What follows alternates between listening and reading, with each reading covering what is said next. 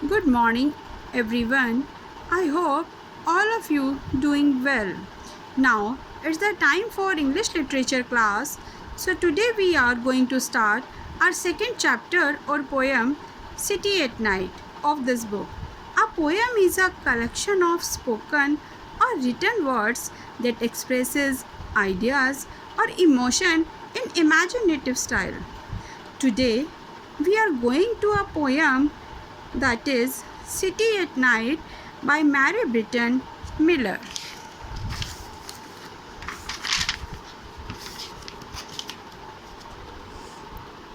When the night begins to fall and the sky begins to glow, जब रात होने लगती है और चारों तरफ आकाश में उजाला हो जाता है, ग्लो यानी कि जो हमारा आकाश है वो चमकने लग जाता है.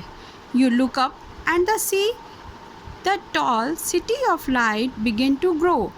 क्या होता है कि जब जैसे ही हमारे चारों तरफ देखें तो लंबी लंबी क्या होती है, बिल्डिंग्स जैसे होती हैं, वो सभी जिस तरफ क्या होता है चमकने लग जाती हैं. आपने रात को देखा होगा कि जब हम देखते हैं तो लाइट सब तरफ चारों तरफ लाइट बिल्डिंग्स में चमक रही होती है और कुछ नहीं चमक रहा होता है. In rows and little golden squares the light come out. Building, अब गोल्डन स्क्वेयर्स क्या है यहाँ पर, जैसे कि जो बिल्डिंग्स होती हैं, जैसे आपको यहाँ पिक्चर्स में भी नज़र आ रहा है कि जितनी भी जो विंडोज़ होती हैं यानी कि जो बिल्डिंग्स में हमें क्या होती है, सिर्फ स्क्वेयर लाइट्स चमकती हैं हमें वहाँ पर बाहर रोशनी रात के टाइम. दिन में हमें नहीं दिखते क्योंकि दिन में क्या होती है, सनलाइट होती है, उसमें हमें लाइट्स नज़र नहीं आती. लेकिन रात को जैसे ही अंधेरा होता है, रात बढ़ने लग जाती है, रात हो जाती है, रात का अंधेरा छा जाता है, तो तभी क्या होता है सारी लाइट्स चमकने लग जाती हैं. और जो बड़ी बड़ी बिल्डिंग्स होती हैं उनकी जो उनमें से क्या होती है स्क्वेयर यानी कि जो उनकी विंडो होती हैं. First here then there behind the window panes as though a million billion bees had built their golden hives and honeycombs above you in the air.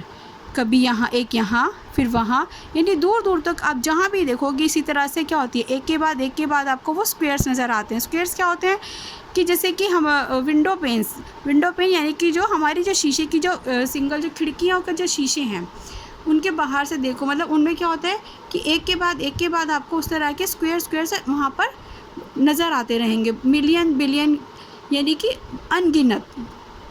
There golden hives and honeycombs above you in the air. और उनको देखकर कैसा लगता है, hive क्या होता है, यानी कि जो मक्खियाँ जो होती हैं, जो मधुमक्खियाँ होती हैं, जो उनका घर होता है.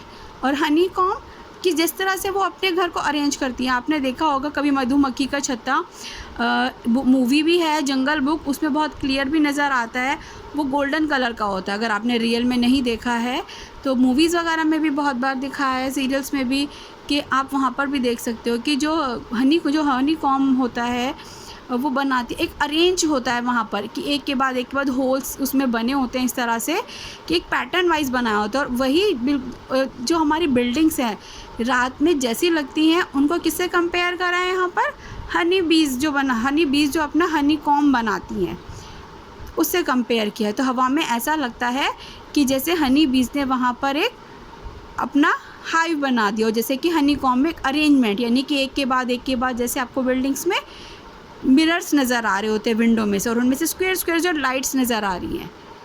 इस तरह से इस पोएम का राइटर कौन है, Mary Britton Miller. Okay, thank you.